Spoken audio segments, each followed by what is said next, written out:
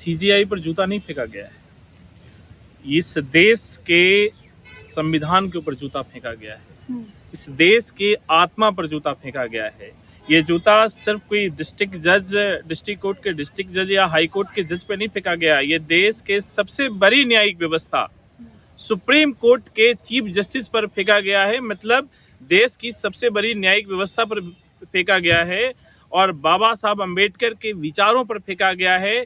दलित तो एक है ही है, दलित एक कह सकते हैं एक एजेंडा है, लेकिन इसके अलावा इस देश की जुडिशरी को ब्लैकमेल करके और जो भी आरएसएस और बीजेपी लॉबी के लोग हैं वो एक डर पैदा करना चाह रहे हैं इस देश की जुडिशरी पर। और ये भी कहना चाह रहे हैं कि अगर कोई दलित है, कोई ओबीसी है, कोई अन्य पिछड़ा वर्ग से आता है, वो देश के सबसे बड़े पद पर बैठने का उसको अधिकार नहीं है। अगर वो बैठता है तो उसका वो इसी तरीके से बेइज्जती या फिर विरोध करते हैं।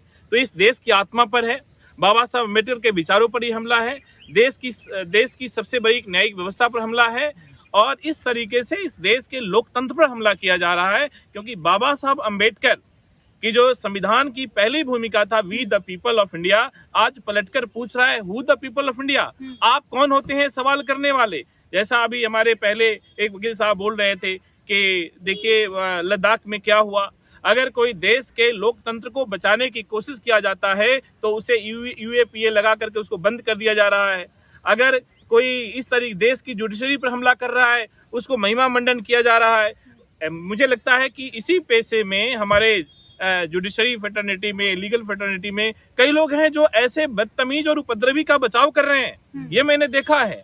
तो याद रखिए, जब राजा भोज थे तो गंगू तेली भी था, जब कृष्ण हुए तो कंस भी हुआ और जब राम थे तो रावण भी हुए। यानी एक पक्ष और विपक्ष तो होता ही है।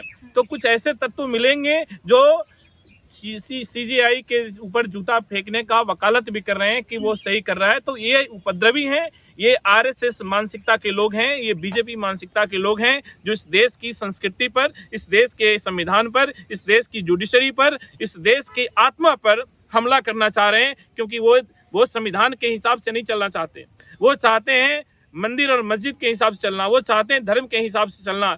और हमारा जो कॉन्स्टिट्यूशन है वो कानून पर चलता है। तो पूरी तरीके से वो अमर्यादित काम करते हैं और कानून के खिलाफ, संविधान के खिलाफ बोलते हैं। तो मुझे लगता है कि ये पूरे देश के संविधान पर हमला है, इस देश की पूरी दलित जाति पर हमला है, इस देश के ओबीसी विचार पर हमला है, बाबा साहब अम्बेडकर के विचारों का हमला है और इस देश की सबसे बड़ी न्यायिक व्यवस्था पर हमला है। साहब ने तो माफ कर देना, देखिए माफ कर देना एक अलग बात है। मुझे लगता है कि उनको ऐसा नहीं करना चाहिए, क्योंकि आने वाले समय में जो हाई कोर्ट के जजेज हैं, जो डिस्ट्रिक्ट कोर्ट के जजेज हैं, उन पर एक दबाव बनेगा कि सुप्रीम कोर्ट के जिस चीफ जस्टिस पर इसलिए हमला हुआ कि उन्होंने कोई धर्म के या मंदिर के पर टिप्पणी करी थी और वो संविधान परक, कानून परक उन्होंने टिप्पणी करी थी और संविधान में, कानून में जो दायरा है उस दायरे के तहत टिप्पणी करी थी। नहीं तो हर व्यक्ति मंदिर के मुद्दों को लेकर सुप्रीम कोर्ट पहुंच जाएगा।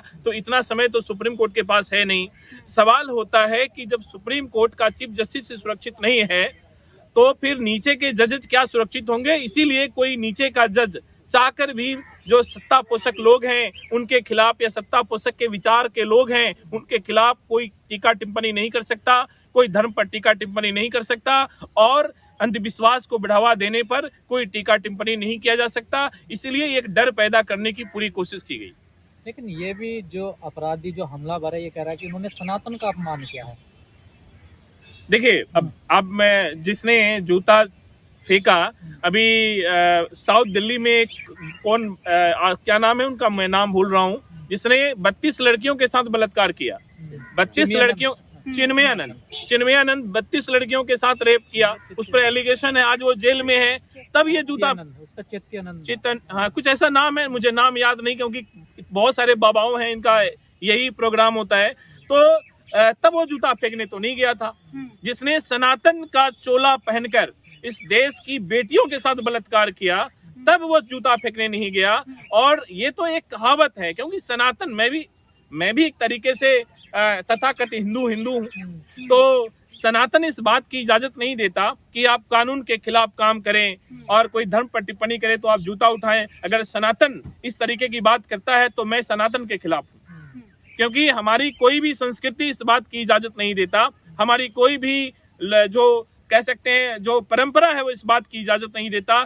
कोई मंदिर मस्जिद में ये बात नहीं कही गई है कि किसी पर जूता या चप्पल चलाना परमात्मा चाहिए। का आदेश हुआ उनको लेके, रात को परमात्मा का आदेश हुआ, वो सो नहीं पाए और नहीं सुबह तो आके कल के अंजाम डेट में परमात्मा का आदेश हो और वो किसी का मर्डर कर दे, किसी पर चाकू चला दे, तो क्या जुडिशरी, क्या कानून अपना काम नहीं करेगी, क्या पुलिस काम नहीं करेगी? और मैं आपकी इस बात पर एक और जवाब देता हूं, अगर यही जूता जिस राकेश किशोर ने चलाया, अगर यही जूता क्या इस देश के गृह मंत्री पर, इस देश के प्रधानमंत्री पर चला होता, तो क्या इस देश की इंटेलिजेंस एजेंसी, इस देश का बाकी जो पुलिसिया तंत्र है या सरकार का जो इंटेलिजेंस है या उसकी सिक्योरिटी गार्ड है, क्या वो उस पर कोई एक्शन नहीं लेता? मैं पूछना चाहता हूं, क्या यही जूता किसी और मंत्री पर चला होता जो सत्तासीन या सत्ता पोषक होते, तो क्या ये एक्शन नहीं होता?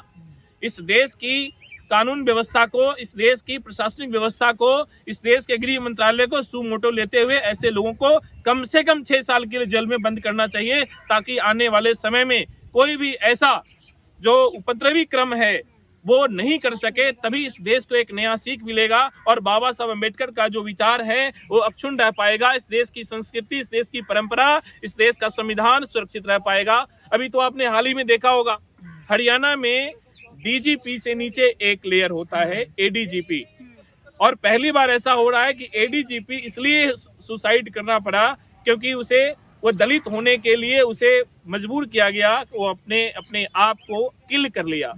तो इस देश में डीजीपी के नीचे एडीजीपी सुरक्षित नहीं है, इस देश में चीफ जस्टिस सुरक्षित नहीं है, तो भी आम आदमी कैसे सुरक्षित हो सकता है? और ये परंपरा 2014 में लिखी जा चुकी है, 2014 से ये परंपरा चली आ रही है।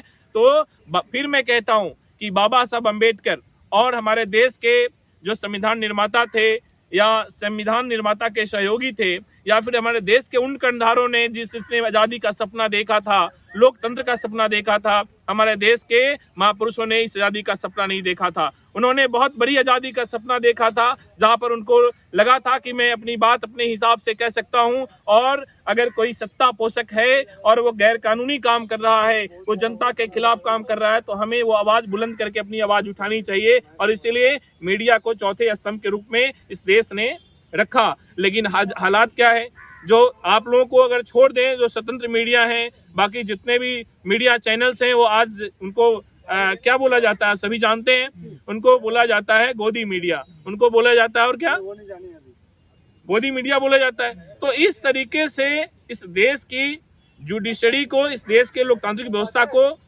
जो नेस्तनाबूद करने में मीडिया और इस देश के वकील साहब क्या लगता है लोकतंत्र को हमला करने के लिए इस देश का जो वर्तमान जो सियासत्ता है वो दोनों ही दोषी है। क्या लगता है वकील साहब, दलित कोई कितनी बड़ी कुर्सी पे बैठ जाए, क्या उसका कोई सम्मान अपमान होता नहीं है? अब इससे आपको बेहतर, राष्ट्रपति का अपमान होता है, सीजीआई साहब का अपमान होता है, तमाम घटनाएं आम आदमी के साथ तो हो ही रही हैं। बहुत अच्छा सवाल है आपका।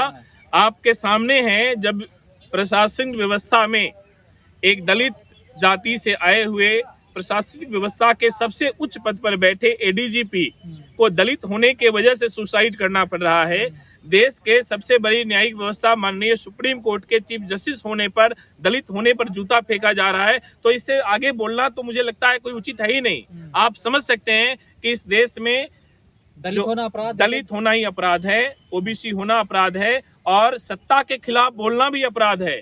अगर आप सत्ता के खिलाफ बोलेंगे तो चाहे किसी भी जाति से हो, आप दमन कर दिए जाएंगे, आप पर यूएपीए लगा करके आपको बंद कर दिया जाएगा, ईडी सीबीआई इनकम टैक्स की जांच बैठा दी जाएगी और आपको नेस्तनाबूद कर दिया जाएगा, ताकि पुनः आप खड़े होकर आवाज नहीं उठा सके। तो हिंदू राष्ट्र में दलितों के साथ यही होगा क्या?